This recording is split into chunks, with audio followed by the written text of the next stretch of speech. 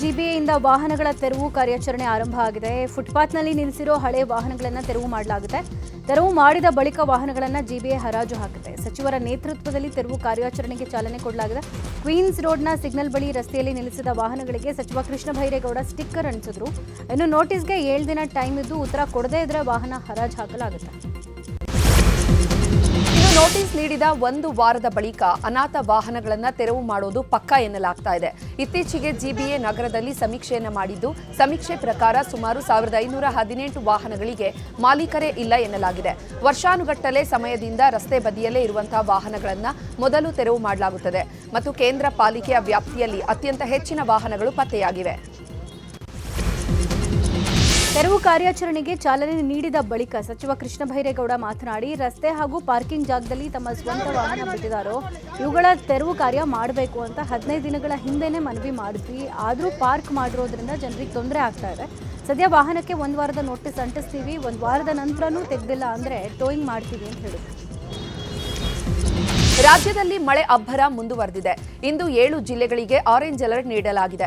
ಉತ್ತರ ಕನ್ನಡ, ಉಡುಪಿ, ದಕ್ಷಿಣ ಕನ್ನಡ, ಶಿವಮೊಗ್ಗ, ಚಿಕ್ಕಮಗಳೂರು, ಹಾಸನ, ಕೊಡಗು ಜಿಲ್ಲೆಗೆ orange alert ಘೋಷಣೆ ಮಾಡಲಾಗಿದೆ. ಬೆಳಗಾವಿ, ಧಾರವಾಡಕ್ಕೆ ಯೆಲ್ಲೋ ಅಲರ್ಟ್ ಘೋಷಣೆ ಮಾಡಲಾಗಿದೆ. ಬೆಂಗಳೂರಲ್ಲಿ ಇಂದು ಸಾಧಾರಣ ಮಳೆಯಾಗುವ ಸಾಧ್ಯತೆ ಇದೆ ಅಂತ ಹವಾಮಾನ ಇಲಾಖೆ ಹೇಳಿದೆ. ದಾವಣಗೆರೆ ಜಿಲ್ಲೆಯಲ್ಲಿ ಕಳೆದ 3-4 ದಿನಗಳಿಂದ ತುಂತುರು ಮಳೆ ಆಗ್ತಾ ಇದೆ. ಈ ಹಿನ್ನೆಲೆ ಮುಂಗಾರು ಬಿತ್ತನೆಗೆ ರೈತರು ಮುಂದಾಗಿದ್ದಾರೆ. ಜಿಲ್ಲೆಯ ಬಹುತೇಕ ಎಲ್ಲಾ ತಾಲೂಕುಗಳಲ್ಲಿ ಮೆಕ್ಕೆಜೋಳ ಸೇರಿದಂತೆ ಇತರ ಬೆಳೆ ಬಿತ್ತನೆ ಆರಂಭ ಆಗಿದೆ. ದಾವಣಗೆರೆ ತಾಲೂಕು ಹೊನ್ನೂರು ಸುತ್ತಮುತ್ತ ಕೃಷಿ ಚಟುವಟಿಕೆಯಲ್ಲಿ ರೈತರು ತೊಡಗಿಸಿಕೊಂಡಿದ್ದಾರೆ. ಮುಂಗಾರು ತಡವಾದರೂ ಬಿತ್ತನೆ ಕಾರ್ಯ ಗರಿಗೆದರಿದೆ. ಇನ್ನು ಮಳೆ ಹೆಚ್ಚಾಗಲಿ ಅಂತ ಕತ್ತೆಗಳಿಗೆ ಮದುವೆ ಮಾಡಿ ಮೆರವಣಿಗೆ ಮಾಡಿಸಲಾಗಿದೆ. ಹರಿಹರ ತಾಲೂಕಿನ ಹೊಳೆಸಿರಿಗೆರೆ ಗ್ರಾಮದಲ್ಲಿ ಕತ್ತೆಗಳಿಗೆ ಮದುವೆ ಮಾಡಲಾಯಿತು. ಗ್ರಾಮಸ್ಥರೇ ಸೇರಿ ಶಾಸ್ತ್ರೋಕ್ತವಾಗಿ ಕತ್ತೆಗಳ ಮದುವೆ ಮಾಡಿದ್ದಾರೆ. ಕತ್ತೆಗಳಿಗೆ ಮದುವೆ ಮಾಡಿದ್ರೆ ಮಳೆ ಬರುತ್ತೆ ಅನ್ನುವಂಥ ನಂಬಿಕೆ ಜನರಲ್ಲಿದೆ. ತುಂಗಭದ್ರಾ ಜಲಾಶಯಕ್ಕೆ ಒಳಹರಿವು ಹೆಚ್ಚಾಗಿದೆ. ಒಂದೇ ದಿನದಲ್ಲಿ ಸುಮಾರು 3.5 ಟಿಎಂಸಿ ನೀರು ಒಳಹರಿವು ಬಂದಿದೆ. 105.788 ಟಿಎಂಸಿ ಸಂಗ್ರಹ ಸಾಮರ್ಥ್ಯ ಇರುವ ತುಂಗಭದ್ರಾ ಜಲಾಶಯದಲ್ಲಿ ಈಗ 17.511 ಟಿಎಂಸಿ ನೀರಿದೆ. ಕಳೆದ 24 ಗಂಟೆಯಲ್ಲಿ ಸರಾಸರಿ 44,782 ಕ್ಯೂಸೆಕ್ ಒಳಹರಿವು ದಾಖಲಾಗಿದೆ. ಕಾಲುವೆಗಳಿಗೆ 140 ಕ್ಯೂಸೆಕ್ ನೀರು ಬಿಡುಗಡೆ ಮಾಡಲಾಗಿದೆ. ಶೃಂಗೇರಿಯಲ್ಲಿನ ನಿರ್ಮಾಣ ಹಂತದ ತಡೆಗೋಡೆ ಬಿರುಕು ಬಿಟ್ಟಿರುವಂತಹ ಪ್ರಕರಣಕ್ಕೆ ಸಂಬಂಧಪಟ್ಟಂತೆ ಮಾಜಿ ಶಾಸಕ ಜೀವರಾಜ್ ಪ್ರತಿಕ್ರಿಯೆ ನೀಡಿದ್ದಾರೆ. ಅವೈಜ್ಞಾನಿಕ ಕಾಮಗಾರಿಯಿಂದ ಹೀಗಾಗಿದೆ. ಈ ಕಾಮಗಾರಿ ಯಾಕೆ ಮಾಡಿದ್ದಾರೋ ಗೊತ್ತಿಲ್ಲ. ಯಾರಿಗೆ ಉಪಕಾರ ಮಾಡಲಿಕ್ಕೆ, ಯಾರ ಮನೆತನವನ್ನ ಹಾಳು ಮಾಡೋದಕ್ಕೆ ಇದನ್ನ ಮಾಡಿದ್ದಾರೆ ಗೊತ್ತಿಲ್ಲ. 2,000 ಲೋಡ್ ಮಣ್ಣು ತುಂಬಿದ್ದಾರೆ. ತಡೆಗೋಡೆ ಕಾಮಗಾರಿ ಆರಂಭವಾಗಿ ಇನ್ನೂ 10 ತಿಂಗಳು ಕೂಡ ಕಳೆದಿಲ್ಲ. ಇನ್ನೂ 5 ತಿಂಗಳ ಕಾಮಗಾರಿ ಇದೆ. ನಿರ್ಮಾಣ ಹಂತದಲ್ಲೇ ಹೀಗಾದ್ರೆ ಹೇಗೆ ಅಂತ ಪ್ರಶ್ನಿಸಿದ್ರು. ಕೇರಳಂನಲ್ಲಿ ಸಂಭವಿಸಿದ ಭೂಕುಸಿತದಲ್ಲಿ 7 ಮಂದಿ ಸಾವನ್ನಪ್ಪಿದ್ದಾರೆ. ಇನ್ನು ರಕ್ಷಣಾ ಕಾರ್ಯಾಚರಣೆ ಇವತ್ತೂ ಕೂಡ ಮುಂದುವರೆದಿದೆ. ಘಟನಾ ಸ್ಥಳದಲ್ಲಿ ಶ್ವಾನದಳ ಕೂಡ ಶೋಧ ಮಾಡ್ತಾ ಇದೆ. ಇವರಿಗೆ 6 ಮೃತದೇಹಗಳು ಪತ್ತೆಯಾಗಿವೆ. ಸದ್ಯ ಎನ್ಡಿಆರ್ಎಫ್ ಸಿಬ್ಬಂದಿ ರಕ್ಷಣಾ ಕಾರ್ಯಾಚರಣೆ ಮುಂದುವರೆಸಿದ್ದಾರೆ. ಉತ್ತರ ಪ್ರದೇಶದಲ್ಲೂ ಮಳೆ ಹಾವಳಿ ಜೋರಾಗಿದೆ. ಭಾರೀ ಮಳೆಯಿಂದಾಗಿ ಹಲವು ಪ್ರದೇಶದಲ್ಲಿ ಭೂಕುಸಿತ ಉಂಟಾಗಿದೆ. ಬುಲಂದ್ ಶಹರ್ ಮನೆಗಳಿಗೆ ನೀರು ನುಗ್ಗಿರುವ ಪರಿಣಾಮ ಜನರು ಪರದಾಡುವಂತಾಗಿದೆ. ಬುಲಂದ್ ಶಹರ್ನ ಹಲವೆಡೆ ಮಳೆಯ ಪ್ರಮಾಣ ಕೂಡ ಹೆಚ್ಚಾಗೇ ಇದೆ. ಮನೆಗೆ ನೀರು ನುಗ್ಗಿದ ಪರಿಣಾಮ ಮನೆಯಲ್ಲಿದ್ದ ವಸ್ತುಗಳೆಲ್ಲ ತೇಲ್ಕೊಂಡು ಹೋಗಿವೆ. ಮಧ್ಯಪ್ರದೇಶದಲ್ಲೂ ಭಾರೀ ಮಳೆಯಾಗಿದೆ. ಮುಲ್ಶಿ ತಾಲೂಕಿನಲ್ಲಿರುವ ವರದಾಯಿನಿ ಮಾದೇವಿ ದೇಗುಲ ಜಲಾವೃತವಾಗಿದೆ. ಎಡಬಿಡದೆ ಭಾರೀ ಮಳೆ ಸುರಿತಾ ಇದ್ದು ನದಿ ನೀರಿನಲ್ಲಿ ಏರಿಕೆಯಾಗಿದೆ. ಇನ್ನು ದೇಗುಲದ ತೀರ ಪ್ರದೇಶದಲ್ಲಿ ಪ್ರವಾಹದ ಭೀತಿ ಇದ್ದು ಜನ ಎಚ್ಚರಿಕೆಯಿಂದ ಇರಬೇಕು ಅಂತ ಹವಾಮಾನ ಇಲಾಖೆ ಮಾಹಿತಿ ಕೊಟ್ಟಿದೆ. ಮಹಾರಾಷ್ಟ್ರದಲ್ಲಿ ಮಳೆ ಅಬ್ಬರ ಜೋರಾಗಿದೆ. ಕಳೆದೊಂದು ವಾರದಿಂದ ಭಾರೀ ಮಳೆ ಆಗ್ತಾ ಇದೆ. ಇಂದು ಮಳೆಯ ಪ್ರಮಾಣ ಕೊಂಚ ಇಳಿಕೆಯಾಗಿದೆ. ಇತ್ತ ಮೀರಾ ಭಯಂದರ್ ಪ್ರದೇಶದಲ್ಲಿ ಮರ ಬೀಳ್ತಾ ಇರುವಂತಹ ದೃಶ್ಯ ಸಿಸಿಟಿವಿಯಲ್ಲಿ ಸೆರೆಯಾಗಿದೆ. ಬೃಹತ್ ಮರವೊಂದು ಇದ್ದಕ್ಕಿದ್ದಂತೆ ಉರುಳಿ ಬೀಳುವಂತಹ ದೃಶ್ಯ ಸೆರೆಯಾಗಿದೆ. ಕಳೆದ ಭಾನುವಾರ ಈ ಘಟನೆ ನಡೆದಿದೆ ಎನ್ನಲಾಗಿದೆ. ತೆಲಂಗಾಣದ ಕೆಲವು ಪ್ರದೇಶಗಳಲ್ಲಿ ಉತ್ತಮ ಮಳೆ ಆಗ್ತಾ ಇದೆ. ಇನ್ನು ಕೆಲವು ಕಡೆಗಳಲ್ಲಿ ಮಳೆ ಆಗ್ತಾ ಇಲ್ಲ. ಕೊತ್ತಗುಡಂ ಪ್ರದೇಶದಲ್ಲಿ ಉತ್ತಮ ಮಳೆ ಆಗಿದೆ. ಇನ್ನು ಬೆಳಗ್ಗೆಯಿಂದ ಉತ್ತಮ ಮಳೆ ಆಗ್ತಾ ಇದ್ದು ರೈತರ ಮೊಗದಲ್ಲಿ ಮಂದಹಾಸ ಮೂಡಿದೆ. ಹಿಮಾಚಲ ಪ್ರದೇಶದಲ್ಲೂ ಮಳೆ ಅಬ್ಬರ ಜೋರಾಗಿದೆ. ಕಳೆದೆರಡು ದಿನದಿಂದ ಎಡಬಿಡದೆ ಮಳೆ ಆಗ್ತಾ ಇದೆ. ಈ ಹಿನ್ನೆಲೆ ಇಂದು ಶಾಲಾ ಕಾಲೇಜುಗಳಿಗೆ ರಜೆ ಘೋಷಣೆ ಮಾಡಲಾಗಿದೆ.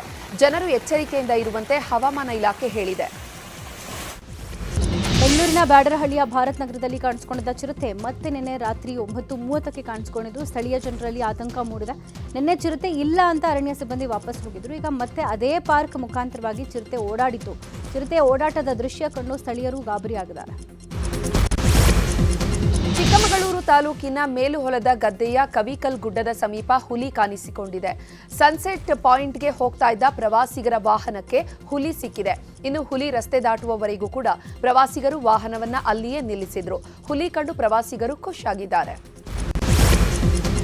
ಕೊಪ್ಪಳದ ಅಚಾಲಪುರ ಅರಣ್ಯ ಪ್ರದೇಶದಲ್ಲಿ ಅಕ್ರಮ ಕಲ್ಲು ಗಣಿಗಾರಿಕೆಯಿಂದ ಕಾಡು ಪ್ರಾಣಿಗಳು ನಲುಗಿವೆ.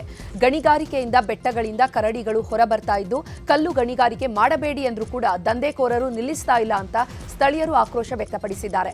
ಈ ಬಗ್ಗೆ ಅರಣ್ಯ ಇಲಾಖೆ ಅಧಿಕಾರಿಗಳಿಗೆ ಹೇಳಿದ್ರೂ ಕೂಡ ಯಾವುದೇ ಪ್ರಯೋಜನ ಆಗ್ತಿಲ್ಲ ಅಂತ ಆಕ್ರೋಶ ವ್ಯಕ್ತಪಡಿಸಿದ್ದಾರೆ. ಜೆಡಿಎಸ್ ನಾಯಕ ಹುಡಿ ವಿಜಯಕುಮಾರ್ ಸ್ನೇಹಿತ ಗಂಗಾಧರನವರು ಜಮೀನು ಒತ್ತುವರಿ ಮಾಡಿದ್ರು ಎನ್ನಲಾಗಿತ್ತು. ಇದೀಗ ಒತ್ತುವರಿಯಾಗಿದ್ದ ಜಮೀನು ತೆರವು ಮಾಡಲಾಗ್ತಾ ಇದೆ. ಕೋಲಾರ ಜಿಲ್ಲೆಯ ಮಾಲೂರು ತಾಲೂಕಿನ ಅಗಲಕೋಟೆಯಲ್ಲಿ ತೆರವು ಕಾರ್ಯ ಮಾಡಲಾಗ್ತಾ ಇದೆ. ಒತ್ತುವರಿ ತೆರವು ಕಾರ್ಯಕ್ಕೆ 150ಕ್ಕೂ ಹೆಚ್ಚು ಪೊಲೀಸರನ್ನ ನಿಯೋಜಿಸಲಾಗಿದೆ. ಬೆಂಗಳೂರಿನಲ್ಲಿ ಹಾಸ್ಟೆಲ್ ಕಟ್ಟಡದಲ್ಲೇ ಬಾರ್ ಕೂಡ ಕಾರ್ಯನಿರ್ವಹಿಸ್ತಾ ಇದೆ. ಕೆಆರ್ಪುರಂ ಬಟ್ಟರಹಳ್ಳಿಯಲ್ಲಿರುವಂತಹ ಬಿಸಿಎಂ ವಸತಿ ನಿಲಯದ ಕಟ್ಟಡದಲ್ಲೇ ಬಾರ್ ಕೂಡ ಇದೆ. ಮೊದಲ ಮಹಡಿಯಲ್ಲಿ ಹಾಸ್ಟೆಲ್ ಇದ್ರೆ ಅಲ್ಲೇ ನೆಲಮಹಡಿಯಲ್ಲಿ ಬಾರ್ ಇದ್ದು ವಿದ್ಯಾರ್ಥಿಗಳು ಪ್ರತಿನಿತ್ಯವೂ ಕೂಡ ಸಂಕಷ್ಟ ಎದುರಿಸುತ್ತಿದ್ದಾರೆ. ಸರ್ಕಾರ ಮದ್ಯಪಾನ ಡ್ರಗ್ಸ್ ತಡೆಗಟ್ಟಲು ಜಾಗೃತಿ ಕಾರ್ಯಕ್ರಮವನ್ನು ಮಾಡ್ತಾ ಇದೆ. ಆದ್ರೆ ಅಧಿಕಾರಿಗಳು ಮಾತ್ರ ಈ ರೀತಿ ಮಾಡ್ತಾ ಇರೋದು ಸರಿನಾ ಅನ್ನುವಂತಹ ಪ್ರಶ್ನೆ ಮೂಡಿದೆ. ಕೊಪ್ಪಳ ತಾಲೂಕಿನ ಕಿನ್ನಾಳದಲ್ಲಿರೋ ಮದ್ಯದ ಅಂಗಡಿ ಬಂದ್ ಮಾಡಿಸುವಂತೆ ಆಗ್ರಹಿಸಿ ಮಹಿಳೆಯರು ಪ್ರತಿಭಟನೆ ಮಾಡಿದ್ದಾರೆ. ಕಿನ್ನಾಳ ಗ್ರಾಮದಲ್ಲಿ ಶಾಲಾ ಕಾಲೇಜುಗಳಿವೆ. ಶಾಲಾ ಆವರಣದಲ್ಲೇ ಕುಡಿತಾರೆ. ಹೀಗಾಗಿ ಮದ್ಯದ ಅಂಗಡಿ ಬಂದ್ ಮಾಡಿ ಅಂತ ಅಂಗಡಿಗೆ ಆಗಮಿಸಿ ಮಹಿಳೆಯರು ಅಂಗಡಿ ಬಂದ್ ಮಾಡೋದಕ್ಕೆ ಯತ್ನಿಸಿದ್ದಾರೆ. ಮೈಸೂರಿನ ಕೃಷಿ ಉತ್ಪನ್ನಗಳ ವ್ಯಾಪಾರ ನಡೆಯಬೇಕಾದ ನಂಜನಗೂಡು ಕೃಷಿ ಉತ್ಪನ್ನ ಮಾರುಕಟ್ಟೆ ಆವರಣ ಈಗ ಕುಡುಕರ ಅಡ್ಡೆಯಾಗಿದೆ. ಆವರಣದಾದ್ಯಂತ ಕೊಳಕು ಗಬ್ಬು ನಾರ್ತಾ ಇದ್ದು ರೈತರು ಆಕ್ರೋಶ ವ್ಯಕ್ತಪಡಿಸುತ್ತಿದ್ದಾರೆ. ರೈತರಿಗಾಗಿ ಇರಬೇಕಾದಂತಹ ಮಾರುಕಟ್ಟೆಗೆ ಕುಡುಕರು ತಾಣ ಆಗ್ತಾ ಇದೆ. ಮಹಿಳೆಯರು, ವೃದ್ಧರು ಮತ್ತು ರೈತರು ಆವರಣವನ್ನ ಪ್ರವೇಶಿಸಲು ಭಯ ಪಡುವಂತಾಗಿದೆ. ಅಧಿಕಾರಿಗಳು ತಕ್ಷಣ ಕ್ರಮ ಕೈಗೊಳ್ಳಬೇಕು ಅಂತ ರೈತರು ಆಗ್ರಹಿಸಿದ್ದಾರೆ. ಸಮಾಜ ಕಲ್ಯಾಣ ಇಲಾಖೆಯ ದಿವ್ಯ ನಿರ್ಲಕ್ಷ್ಯದಿಂದಾಗಿ ವಸತಿ ನಿಲಯದಲ್ಲಿ ಸ್ನಾನಕ್ಕೂ ನೀರಿಲ್ಲದೆ ವಿದ್ಯಾರ್ಥಿಗಳು ಪರದಾಡಿರೋ ಘಟನೆ ಕೊಪ್ಪಳ ಜಿಲ್ಲೆಯ ಗಂಗಾವತಿ ತಾಲೂಕಿನ ಶ್ರೀರಾಮನಗರ ಗ್ರಾಮದಲ್ಲಿ ನಡೆದಿದೆ. ಶ್ರೀಮತಿ ಇಂದಿರಾ ಗಾಂಧಿ ವಸತಿ ನಿಲಯದ ವಿದ್ಯಾರ್ಥಿಗಳು ಹಾಸ್ಟೆಲ್ನಿಂದ ಹೊರಗೆ ಬಂದು ಸಾರ್ವಜನಿಕರ ನೀರಿನ ತೊಟ್ಟಿಗಳಲ್ಲಿ ಸ್ನಾನ ಮಾಡೋ ದುಸ್ಥಿತಿ ಇದೆ.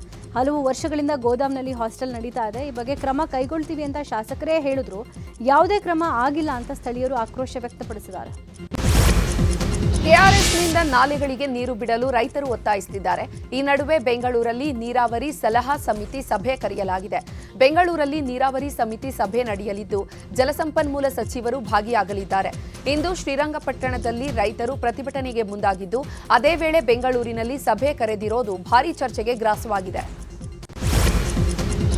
ಬೆಳಗಾವಿಯಲ್ಲಿರೋ ಪ್ರವಾಸಿ ಮಂದಿರದ ಆವರಣದಲ್ಲಿ ಬೀದಿ ನಾಯಿ ಹಾವಳಿ ಹೆಚ್ಚಾಗಿದೆ. ನಾಯಿಗಳ ಹಿಂಡು ನೋಡಿ ಸಿಎಂ ಕರ್ತವ್ಯ ನಿರತ ಅಧಿಕಾರಿಗಳು ಸುಸ್ತಾಗಿದ್ದಾರೆ. ಪ್ರವಾಸಿ ಮಂದಿರಕ್ಕೆ 2 ಡಾಗ್ ಕ್ಯಾಚರ್ಸ್ನ ಕರೆಸಿ ನಾಯಿಗಳನ್ನು ಹಿಡಿದು ಬೇರೆಡೆಗೆ ಸ್ಥಳಾಂತರ ಮಾಡಿದ್ದಾರೆ. ಬೆಂಗಳೂರು ಪಾಲಿಕೆಗಳ ಚುನಾವಣೆ ಮುಂದೂಡುವಂತೆ ಸುಪ್ರೀಂಗೆ ಮತ್ತೆ ಅರ್ಜಿ ಸಲ್ಲಿಕೆ ಮಾಡಲಾಗಿದೆ. GBA chief commissioner Maheshwara Rao ಸುಪ್ರೀಂಗೆ ನಿನ್ನೆಯೇ ಅರ್ಜಿ ಸಲ್ಲಿಸಿದ್ದಾರೆ. ನಗರ ಪಾಲಿಕೆಗಳ ಚುನಾವಣೆಯನ್ನ ನಡೆಸಲು ಮತ್ತಷ್ಟು ಕಾಲಾವಕಾಶ ಬೇಕು ಅಂತ ಅರ್ಜಿಯಲ್ಲಿ ಉಲ್ಲೇಖಿಸಲಾಗಿದೆ. ಜುಲೈ 13ಕ್ಕೆ ವಿಚಾರಣೆಗೆ ಬರುವ ಸಾಧ್ಯತೆ ಇದೆ. ಮೈಸೂರಿನ ಅಗ್ರಹಾರದ ಅಕ್ಕನಬಳಗ ಶಾಲೆಯ ಪಕ್ಕದಲ್ಲಿರೋ ಪಾರ್ಕ್ ಗಬ್ಬೆದ್ದು ನಾರ್ತಾ ಇತ್ತು. ಕೊನೆಗೂ ಅದಕ್ಕೀಗ ಮುಕ್ತಿ ಸಿಕ್ಕಿದೆ. ನ್ಯೂಸ್ 18 ವರದಿ ಬಳಿಕ ಪಾರ್ಕ್ ಅನ್ನು ಸ್ವಚ್ಛಗೊಳಿಸಲಾಗಿದೆ. ಪಾರ್ಕ್ ಪಕ್ಕದಲ್ಲೇ ಕಸ ಕಡ್ಡಿ ಗಿಡ ಗಂಟೆಗಳಿಂದ ಪಾರ್ಕ್ ತುಂಬಿ ಹೋಗಿತ್ತು. ಬಗ್ಗೆ ನ್ಯೂಸ್ 18 ವರದಿ ಬಿತ್ತರ ಮಾಡ್ತಾ ಇತ್ತು. ಸದ್ಯ ವರದಿ ಬೆನ್ನಲ್ಲೇ ಪಾರ್ಕ್ ಸ್ವಚ್ಛವಾಗಿದ್ದು ನ್ಯೂಸ್ 18 ಕಾರ್ಯಕ್ಕೆ ಸಾರ್ವಜನಿಕರು ಅಭಿನಂದನೆ ಸಲ್ಲಿಸಿದ್ದಾರೆ.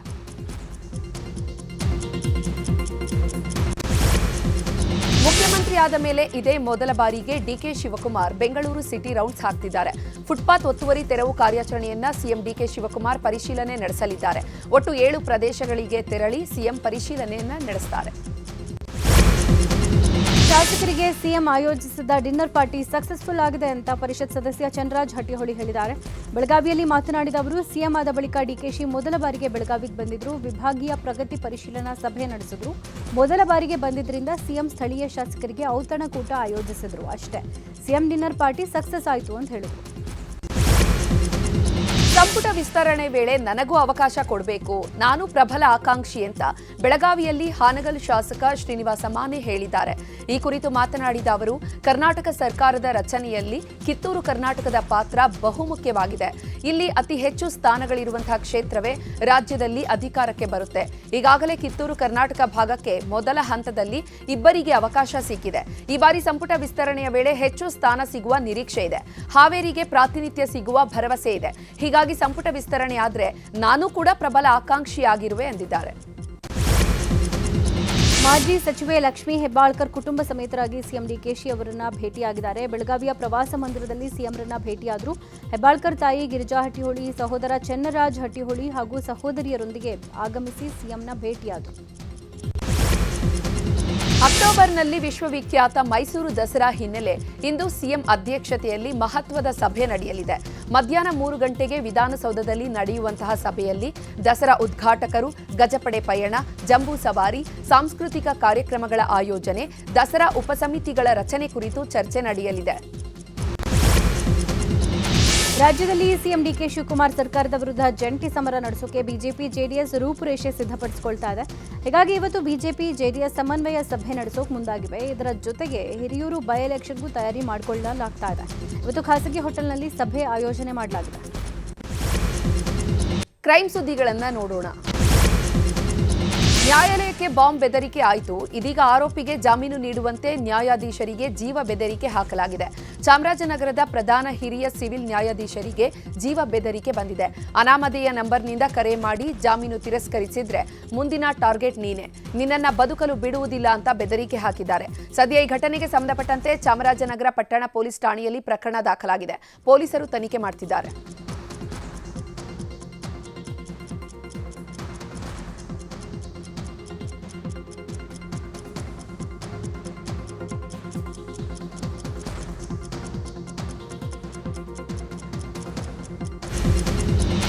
ಚಿತ್ರದುರ್ಗದಲ್ಲಿ ಪೆಟ್ರೋಲ್ ಕಳ್ಳರ ಹಾವಳಿ ಜಾಸ್ತಿ ಆಗ್ತಾ ಇದೆ. ಮನೆ ಮುಂದೆ ನಿಲ್ಲಿಸಿರೋ ಬೈಕ್ಗಳ ಪೆಟ್ರೋಲ್ ಕಳವು ಮಾಡಲಾಗ್ತಾ ಇದೆ. ಧವಳಗಿರಿ ಬಡಾವಣೆಯಲ್ಲಿ ಘಟನೆ ನಡೆದಿರೋದು. ಪೆಟ್ರೋಲ್ ಕಳ್ಳರ ಹಾವಳಿಗೆ ಜನ ಹೈರಾಣಾಗಿದ್ದಾರೆ. ಪೆಟ್ರೋಲ್ ಖದೀಮರ ಕೈಚಳಕ ಸಿಸಿಟಿವಿಯಲ್ಲಿ ಸೆರೆಯಾಗಿದೆ. ಯಾರೂ ಇಲ್ಲದ ಮನೆ ಟಾರ್ಗೆಟ್ ಮಾಡಿ ಖದೀಮರು ಮನೆಗೆ ಕನ್ನ ಹಾಕ್ತಿದ್ದಾರೆ.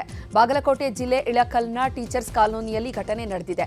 ಗುರುರಾಜ ಕುಲಕರ್ಣಿ ಎನ್ನುವವರ ಮನೆಗೆ ಕನ್ನ ಹಾಕಿದಂತಹ ಖದೀಮರು 80,000 ನಗದು, ಚಿನ್ನಾಭರಣ, ಬೆಳ್ಳಿ ಕಳವು ಮಾಡಿದ್ದಾರೆ. ಇಳಕಲ್ ನಗರ ಠಾಣೆಯಲ್ಲಿ ಕೇಸ್ ದಾಖಲಾಗಿದೆ. ಚಿತ್ರದುರ್ಗದಲ್ಲಿ ಕಾಂಗ್ರೆಸ್ ಮುಖಂಡ ಕಾರ್ಯಹಳ್ಳಿ ಉಲ್ಲಾಸನವರು ಅಡಿಕೆ ಲಾರಿ ತಡೆದು ಚಾಲಕನ ಮೇಲೆ ಹಲ್ಲೆ ಮಾಡಿ ಹಣಕ್ಕೆ ಬೇಡಿಕೆ ಇಟ್ಟಿದ್ರು ಎನ್ನಲಾಗಿತ್ತು. ಇದೀಗ ಕೇಸ್ಗೆ ನ್ಯಾಯಾಲಯ ತಡೆಯಾಜ್ಞೆ ಕೊಟ್ಟಿದೆ. ರೈತರಿಗೆ ಅನ್ಯಾಯ ಆಗ್ತಾ ಇದೆ. ಇನ್ನು ಅಡಿಕೆಗೆ ರೆಡ್ ಆಕ್ಸೈಡ್ ಬಣ್ಣ ಬಳಿದು ಮಾರಾಟ ಮಾಡ್ತಾ ಇದ್ದಾರೆ. ಇದರ ವಿರುದ್ಧ ನಾವು ಹೋರಾಟ ಮಾಡಿದ್ದು ತಪ್ಪಾಯ್ತಾ ಅಂತ ಪ್ರಶ್ನೆ ಮಾಡಿದ್ರು. ತಮಗೆ ನ್ಯಾಯ ಸಿಗೋ ಭರವಸೆ ಇದೆ ಅಂತ ವಿಶ್ವಾಸ ವ್ಯಕ್ತಪಡಿಸಿದ್ರು. ತಮಿಳುನಾಡು ಸಿಎಂ ವಿಜಯ್ ಇಂದು ಕರೂರು ಜಿಲ್ಲೆಗೆ ಭೇಟಿ ನೀಡುತ್ತಿದ್ದಾರೆ. ಈಗಾಗಲೇ ತಮ್ಮ ನಿವಾಸದಿಂದ ಹೊರಟಿರುವ ವಿಜಯ್ ತಿರುಚಿರಪಲ್ಲಿ ಏರ್ಪೋರ್ಟ್ಗೆ ಆಗಮಿಸಿದ್ದಾರೆ. ಇಲ್ಲಿಂದ ಕರೂರಿಗೆ ತೆರಳಿ ಕಳೆದ ವರ್ಷ ಚುನಾವಣಾ ಪ್ರಚಾರದ ವೇಳೆ ಕಾಲ್ತುಳಿತ ಸಂಭವಿಸಿ ಸಾವನ್ನಪ್ಪಿದ 41 ಮಂದಿಯ ಕುಟುಂಬಕ್ಕೆ ಸರ್ಕಾರಿ ಉದ್ಯೋಗ ನೇಮಪತ್ರವನ್ನು ಸಲ್ಲಿಸಲಿದ್ದಾರೆ. ಮೋದಿ ಆಸ್ಟ್ರೇಲಿಯಾದ ಮೆಲ್ಬರ್ನ್ ಪ್ರವಾಸದಲ್ಲಿದ್ದಾರೆ. ಈ ವೇಳೆ ಆಸ್ಟ್ರೇಲಿಯಾ ವಿಪಕ್ಷ ನಾಯಕ ಆಮ್ಸ್ ಟೇಲರ್ ಅವರನ್ನ ಭೇಟಿಯಾಗಿದ್ದಾರೆ. ಭೇಟಿ ವೇಳೆ ಭಾರತ ಮತ್ತು ಆಸ್ಟ್ರೇಲಿಯಾ ನಡುವಿನ ಸಮಗ್ರ ಕಾರ್ಯತಂತ್ರದ ಪಾಲುಗಾರಿಕೆ ಕುರಿತು ಚರ್ಚೆ ನಡೆಸಿದರು. ಮೆಲ್ಬರ್ನ್ ಕ್ರಿಕೆಟ್ ಮೈದಾನದಲ್ಲಿ ಪ್ರಧಾನಿ ಮೋದಿ ಫೋಟೋಗೆ ಪೋಸ್ ನೀಡಿದ್ದಾರೆ. ಆಸ್ಟ್ರೇಲಿಯಾ ಪ್ರಧಾನಿ ಆಲ್ಬನೀಸ್ ಜೊತೆ ಪ್ರಧಾನಿ ಮೋದಿ ಫೋಟೋಗೆ ಪೋಸ್ ಕೊಟ್ಟರು. ಇಂಗ್ಲೆಂಡ್ ವಿರುದ್ಧದ 4ನೇ ಟಿ20 ಪಂದ್ಯದಲ್ಲೂ ಟೀಂ ಇಂಡಿಯಾ ಹೀನಾಯ ಸೋಲು ಕಂಡಿದೆ. ಬ್ರಿಸ್ಟೋಲ್ ಸ್ಟೇಡಿಯಂನಲ್ಲಿ ನಡೆದ ಪಂದ್ಯದಲ್ಲಿ ಟಾಸ್ ಗೆದ್ದು ಬ್ಯಾಟಿಂಗ್ ಮಾಡಿದ ಟೀಂ ಇಂಡಿಯಾ 7 ವಿಕೆಟ್ ನಷ್ಟಕ್ಕೆ 157 ರನ್ ಗಳಿಸಿತು. ಈ ಗುರಿ ಬೆನ್ನತ್ತಿದ ಇಂಗ್ಲೆಂಡ್ 1 ವಿಕೆಟ್ ನಷ್ಟಕ್ಕೆ 14ನೇ ಓವರ್ನಲ್ಲೇ ಗೆಲುವು ಸಾಧಿಸಿದೆ.